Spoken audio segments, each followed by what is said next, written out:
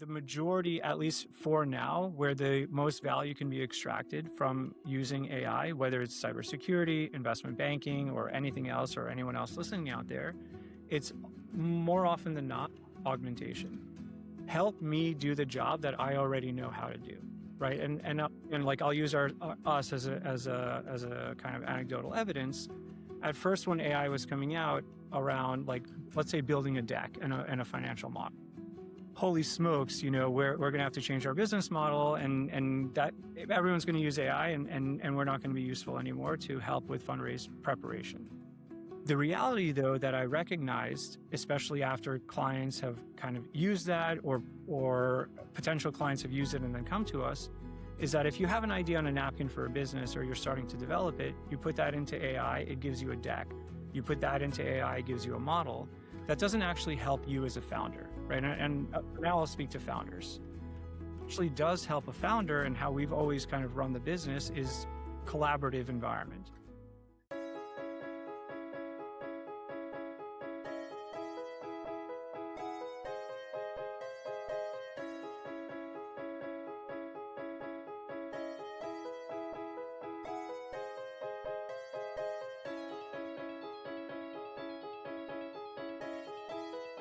Welcome back to the Cybersecurity Cafe show. I want to welcome Jeffrey Fidelman, the CEO and founder of Fidelman Company, an investment banking firm for startups and emerging funds.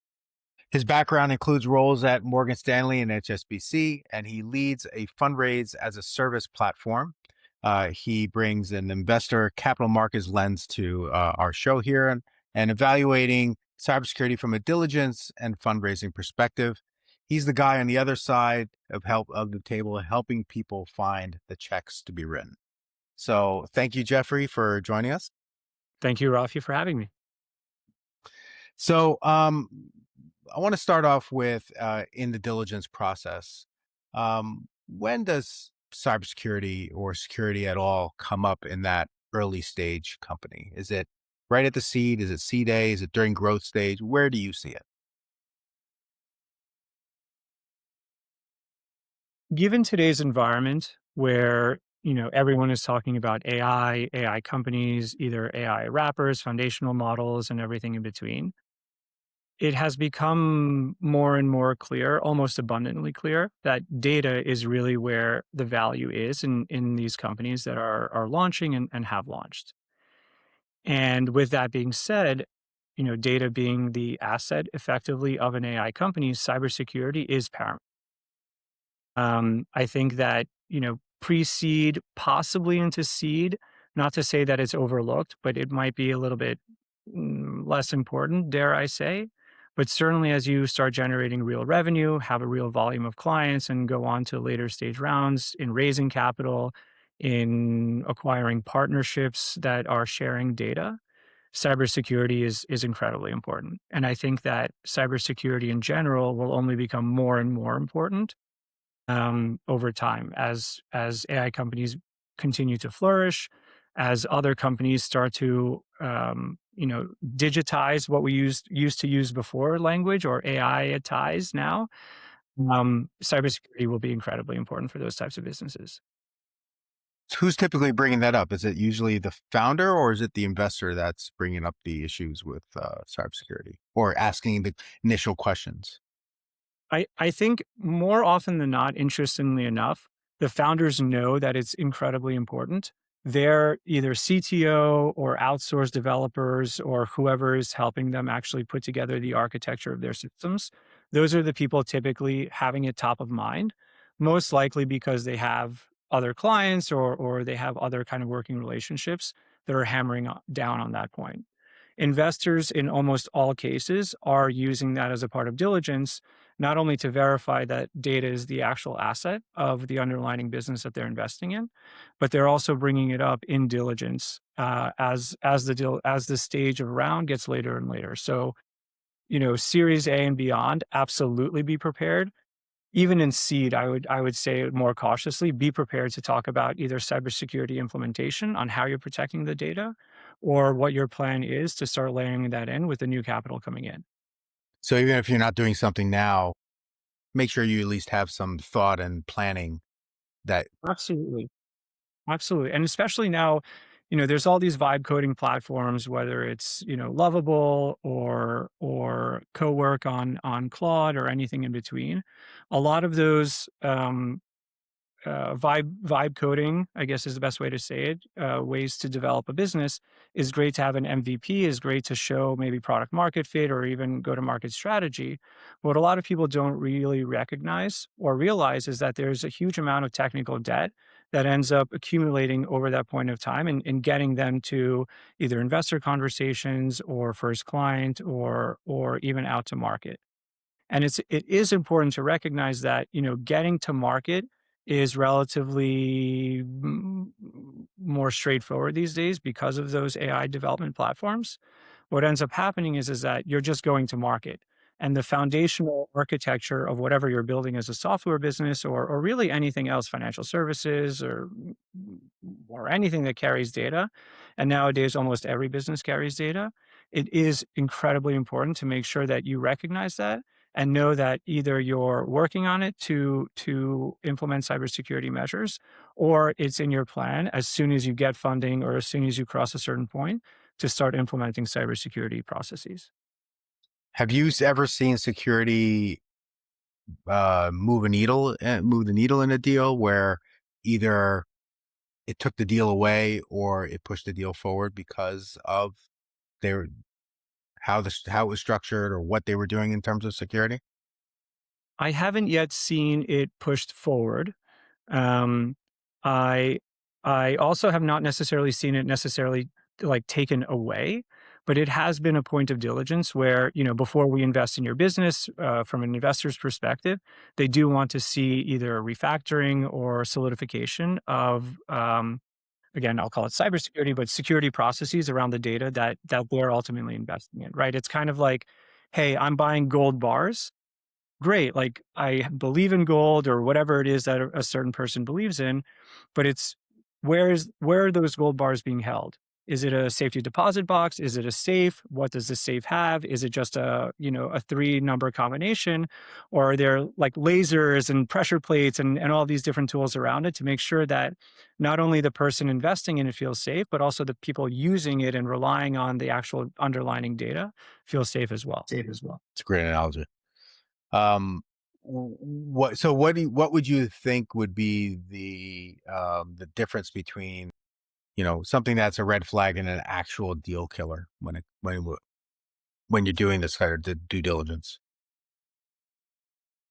The That you first haven't seen one that actually has killed a deal, but obviously you've probably seen some things that have slowed things down. the first thought that comes to mind is ignorance, right? Like, developing a business either with AI or without AI, where your fundamental asset is data or data transaction or something along those lines. And the founder or the team in and of itself being ignorant to the fact that there either is no security or the security is not strong enough, or it's something that, like, hey, we'll deal with later down the line. It's one of those things where, again, initially it's hard to pay for something like that. In this day and age, having an idea on a napkin and asking an investor to give 100, 200, $250,000 to just build a platform and build an MVP, those days are gone. Right? Nowadays, you can build an MVP, whether through one of the platforms I mentioned or otherwise. So knowing that that is top of mind, knowing that, I'm building something just for show, just to go to market, just to have a client or two on it and prove product market fit, but knowing also and having the discussion with investors or with stakeholders that, once we launch this, once we can monetize, once we raise some capital, the product itself may not necessarily change because the first few weeks or the first few months will be spent on refactoring, on solidifying, on creating kind of guardrails around cybersecurity so that then we can have a solid foundation and continue building the product and adding features or changing UX, UI, or anything along those lines. It's interesting that you say ignorance because that's where we see the gap ourselves, where even within a company, when somebody's vibe coding or creating some solution within the firm, there's no interest to go to market with it or anything like that. It's something that they're internally using that they think that's the end game. and the fact that when now that's part of their uh, critical process of their firm, whether it's to build their daily NAVs or it's some other thing where they're doing their market research, whatever it is, that it now it needs to have the same kind of scrutiny that you would when you're buying a product off the street, where you're saying this needs to be solid, this needs to be protected, this needs to have secure development practices.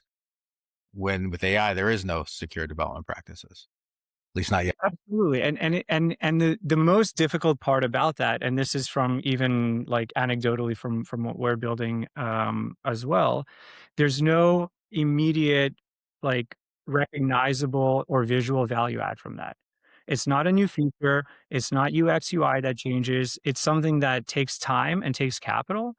But even once implemented from a user or from even an owner perspective, you don't see any difference. It doesn't increase your revenue. In the back of your mind, you're thinking about ROI. I'm spending this much on development or developers, and they work for the past 2 weeks or 3 weeks or 3 months on doing this thing that has not increased my ability to go to market or get more clients or anything else. But it is one of those things that are so incredibly important where if that fails and if you don't invest in kind of the foundational element of building that out properly, down the line, whether it's short, mid, or long term, it will end up kind of biting you in the rear end if you don't have it set up properly. Do you see third party reviews, whether it's something like getting a SOC 2 designation or anything like that, entering in the early stages at all? Or do you usually see that later on as the company is then maturing their processes a little? Typically a bit later on. I haven't seen I haven't seen much third party reviews of that in, let's call it, seed stage or pre-seed stage. Oftentimes, by the way, the caveat there is the investors have someone internally, whether it's a CTO or or chief technology person or someone who is an engineer or developer to actually go through the code and do the diligence around. Usually that it is done. So not to say no, it's not done. It is done. But when third parties start to get brought in, it is a little bit later down the line in terms of stage or round that's being raised. So, from a deal to value statistic, uh, what concentration do you see between with AI and capital concentration with the deals that you're seeing? Are you seeing hybrids? Are you seeing pure AI MVPs at this point? Like, where are you seeing uh, that world as it comes through, or is it too early to stay at this point? I hear and I see this a lot, both as a question as well as implementation. And I think either where we are or where we will be very, very soon is that AI will be a fundamental ingredient of any business that's being built. And this applies to, biotech, which is super nascent and kind of an outlier even from our exposure to clients, all the way through, a SaaS business or some sort of software business, whether it's SaaS or otherwise. And that's purely from the function of how can you increase efficiency or increase effectiveness. So from a very generalistic perspective, asking, how is AI involved or how are people looking at AI? It's very similar to maybe 10 or 20, not 10, but let's say 20 years ago plus. Do you have a website for your business? And that's almost a necessity. I don't know that we're necessarily there yet with AI because of the implementation and back and forth that we've been seeing in the media and, people getting laid off and then people getting hired on. That being said, I do think that it will be a necessity over the next couple of years that anybody not using AI, or at the very least not playing with it and understanding how it can benefit, or asking the question, like, how can this benefit my business in some way, shape, or form? I think if you're not asking that question now, you're already behind the ball.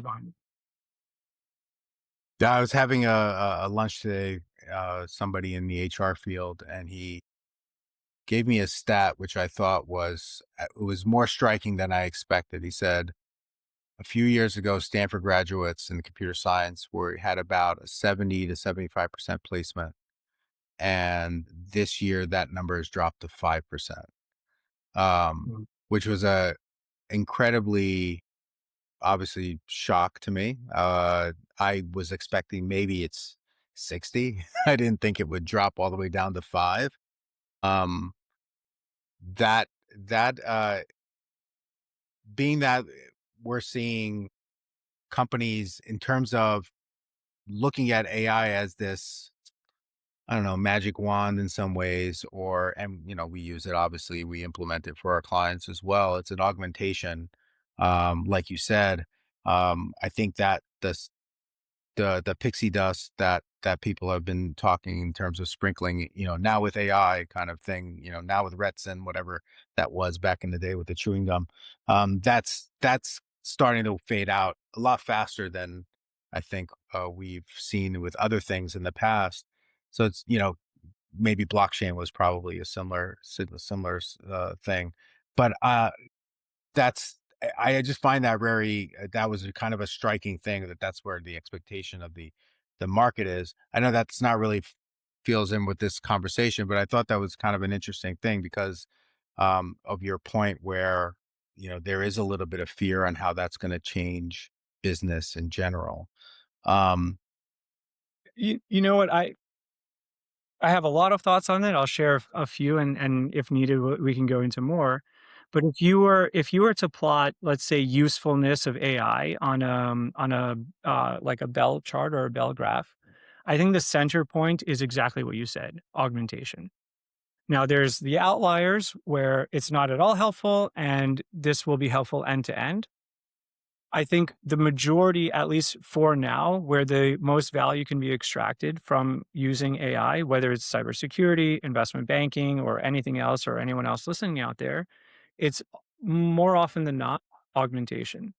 Help me do the job that I already know how to do, right? And like I'll use us as a kind of anecdotal evidence. At first, when AI was coming out around, like, let's say, building a deck and a financial model, holy smokes, we're going to have to change our business model, and that everyone's going to use AI, and we're not going to be useful anymore to help with fundraise preparation.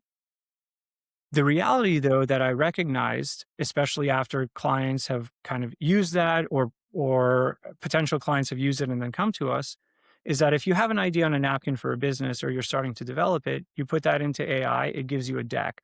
You put that into AI, it gives you a model. That doesn't actually help you as a founder, right? And for now I'll speak to founders. Actually does help a founder, and how we've always kind of run the business is collaborative environment. So this is your idea. Maybe I'll draft up. I've always called it like a zero point 0.5 version of a deck. I'll send it to the founder and I'll say, look, tell me what you absolutely hate, what you absolutely love. I want visceral reaction. I want you to hate some things so that we can have a discussion. I can better understand it. I can redraft it, and then you finalize it. Same thing with a financial model. If I were to build, and we've really never done this, and why templates I've kind of always rejected using those. If we built somebody a financial model based on a 30-minute conversation, it's often like, if they were to use that in an investor presentation, they don't know why the variables are what they are. They don't know why the business model works the way it does. Or a deck, like, they don't know why a certain sentence was written on a page because AI spit it out and gave it to them. But similar to, like, studying for an exam, right? Yes, cheating can be one way around it, but the best way to study for an exam is just, actually putting in the effort and the work, writing it out, or whatever the best way of studying is for an individual person, and then sitting for a test, or sitting for an investor presentation, or providing an investor with a model that they can actually walk them through. So AI can be helpful in supplementing, research around, market size, or research around certain variables being input into a model.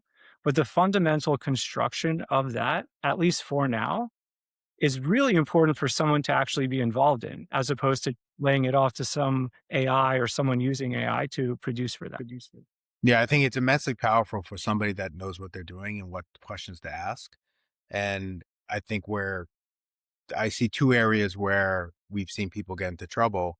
One is where they have an immense amount of knowledge, but they don't necessarily understand what the output needs to do from a like just from a purely technical perspective. They get some a little bit in trouble in that. And then the other end of the spectrum, which is somebody doesn't know what they're doing, but is producing a deck or a legal contract or something like that. I'm not a lawyer, but I'm trying to produce this legal contract. Let me use AI, as opposed to a lawyer who understands contract law using AI to help him be more efficient. I think those are two different answers. I think we all ultimately think that, oh, well, if the lawyer is going to be using AI, I can do that too and get the same output. And that's like saying that the hammer in your hand and the hammer in the carpenter's hand are going to be the same. Ab- I'm going to have a whole lot of bent nails when I do it, you know? I'm going to use that analogy about the carpenter. That's brilliant. Really, really brilliant. Uh, are you seeing from a purely from a valuation point of view, do you see that AI companies are overvalued? Are they about right, do you think? Are they undervalued? By and large, when you talk about valuations and when we think about, the spin cycle and media and the highest valued companies in AI, those are tough. I can't get to those valuations, by any math that I do, and I can't say I've sat for a long amount of time and actually tried to go through the exercise. But echoing something, I think it was Mark Cuban that said in a conference relatively recently that, like, I can't understand how you get to a certain valuation, knowing what the numbers internally look like, knowing what, compute costs are and energy costs are and all those different bits and pieces. So I do think that there is a little bit of hype around it. Um, that being said, I've also recognized, been doing this for quite some time, that my view is always kind of one or two steps too far along the lines where the reality is that there are people building AI companies that are building them specifically with the thought in mind of financial arbitrage, where they'll build them quick enough or fast enough to go into the hype cycle to get the valuations that are somewhat inflated, and then ultimately sell themselves into these larger businesses. That, with that, there's probably, I don't know, three general, maybe four general categorizations of AI companies. There's your AI wrappers, which are companies applying AI to existing businesses and going in and facilitating the implementation. There's AI businesses that are relying on internal or collected data or bought data that they have. And then there's foundational like AI models, OpenAI, OpenAI, Anthropic, and those. And I think the biggest value today, given where kind of those foundational models have ended up, is the second that I mentioned. Are companies that are implementing AI to data that they own that they can put out there, because ultimately that ends up becoming proprietary. Right. Because that's the moat. Exactly. The data becomes the moat. Yeah.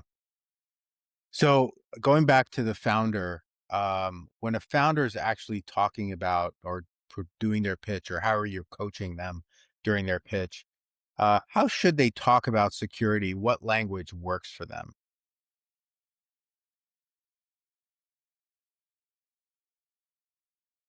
Broadly speaking, I suppose it depends on the conversation and the context of the conversation. I think initially it's not so much of a concern. So, like, let's call it, first investor call. If you're raising capital, first investor call, I think it's not so much of a concern or conversation unless the investor is specifically cybersecurity or has had some sort of negative event happen to them. Certainly in second or third conversations, whether it's diligence or otherwise, it does become a question. So understanding fundamentally how your platform is built, or having your CTO, PM, whatever, whoever's kind of building the platform, part of that conversation becomes more and more important, as well as fundamentally knowing how you are dealing with cybersecurity. If data is your moat, if data is the value that you are ascribing to your business, and AI is simply a layer on top of that data that makes it more usable to your customers, then understanding how your data is protected, um, that is the moat. Your data is the moat, and your data needs to have a moat, almost, like no pun Yeah, intended. yeah, yeah. Do you think that you can uh, over overstate security too much to the point where it looks like you've over engineered something that would, let's say, prevent growth, or you're neglecting growth in the effort of doing security? I'm guessing that's probably not something that you see too often anyway, but I'm curious, is that even possible? I have not seen that to be the case yet. I say yet because I'm learning every day that I don't know everything and anything is possible. Um, but I have not seen it overstated or over-engineered yet. I think that it is important to think about. I think that if you're doing it at the detriment of your ability to launch the product or launch a feature or launch a core service offering that you can monetize on, perhaps that becomes a little bit contentious. But to answer your question, I have not yet heard of, a founder getting negative reviews because of the over engineering of a cybersecurity or security process. Have you Do you have an example that comes to mind of a founder that's framed it really well that you can talk about?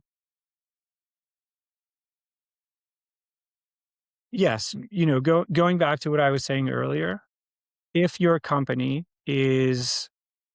um, is AI kind of first or AI forward, and specifically basing itself on the data as an asset, then I do think it's important to state how cybersecurity comes into play.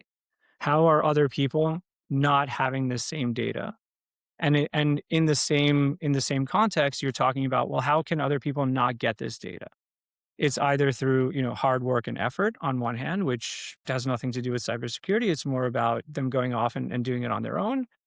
And the other piece of it is, well, if somebody really wanted my data, how would they get it if not on their own? And it's, to hack in, to break in. And with AI models, with quantum computing, with all of this being possible, it is incredibly important to start building a mode, building a defensive wall, building something to prevent somebody else, competitor or supplementary type of company, from getting into your data and just mapping it over to their own database. So, um, if you're looking at, when you're dealing with diligence, whether it's an investor doing diligence, how does that differ from, say, somebody who is coming in and acquiring the company completely?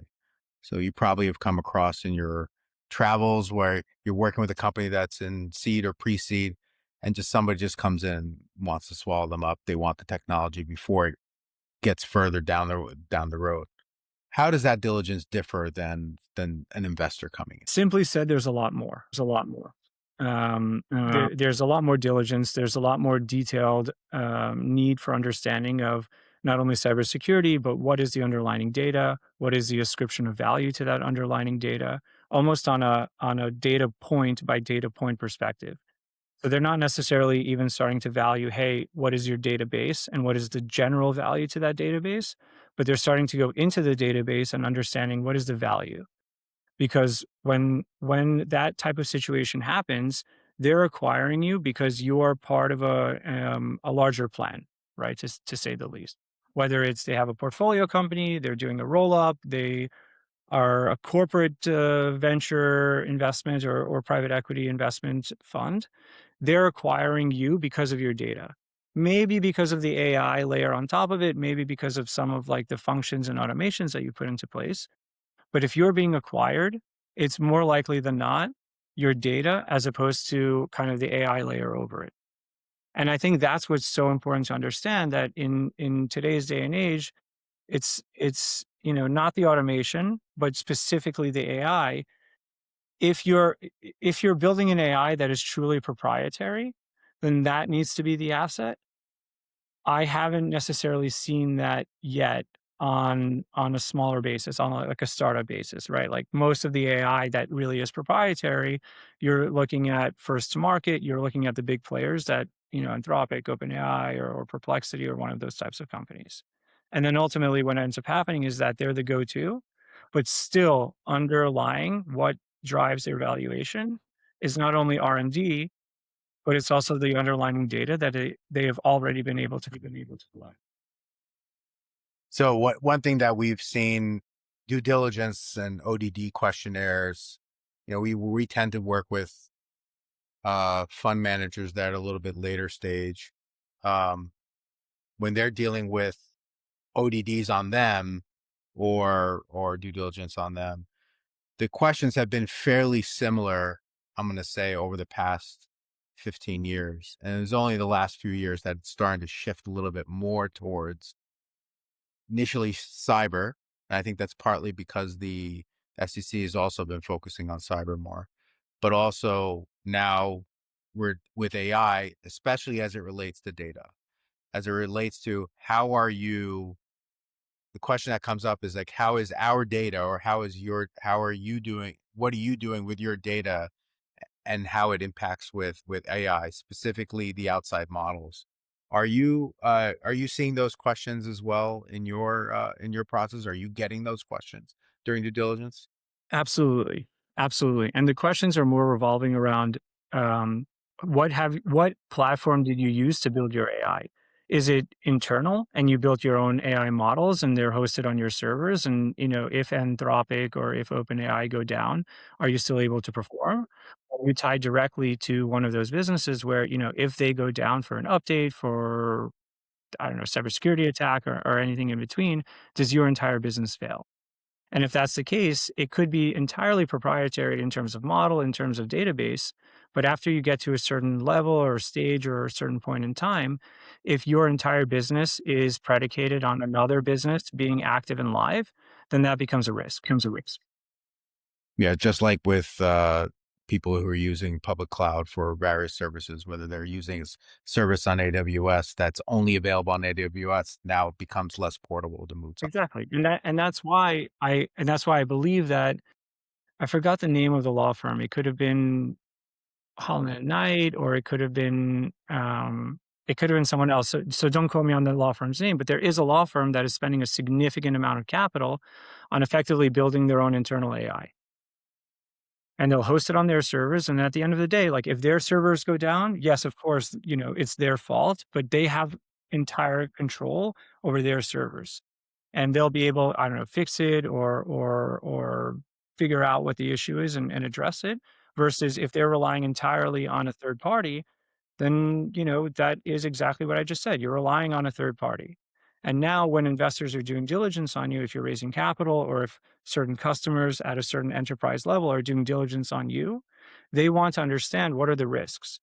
And one of the risks, if you're building on top of somebody else's AI, is that somebody else's AI goes down and then your entire business becomes, I don't want to say useless, but not usable for that.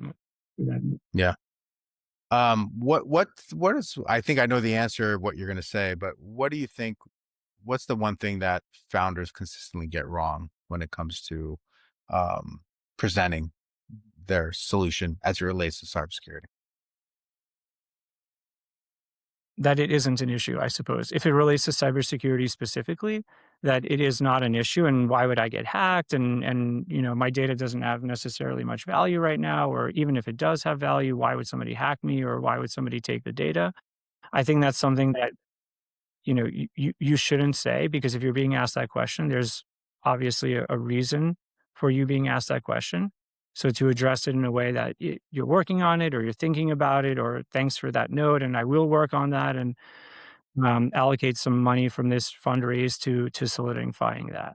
So I think it's the rejection of it being a potential risk is probably the biggest issue that I've seen founders talk about, whether it's clients of ours or pitch events or anything else that we attend. I would think that if somebody's doing some sort of fundraising and they say, all right, here's our MVP, this is where we're ready, we're raising X dollars in this next round because we want to allocate, I don't know, a percentage to engineering, a percentage to marketing.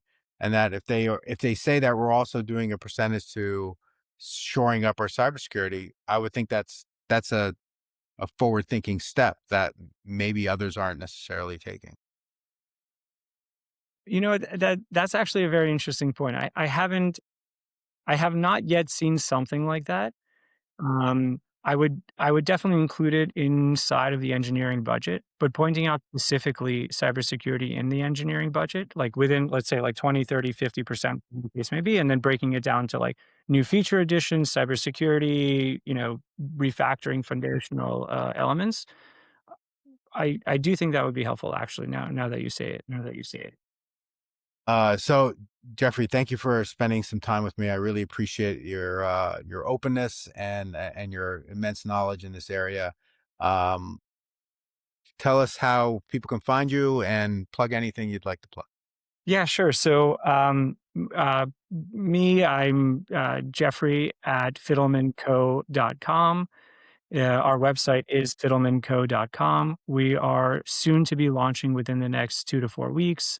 Fundex, that's usefundex.com, which is effectively our entire operating system for the investment bank being offered directly to people that want to spend the time on raising their capital and plugging it into our investor database as well. So those are probably the two best places, either through the website or just emailing me directly. That's great. Thank you so much, Jeffrey. Appreciate your time. Thank you, Rafi.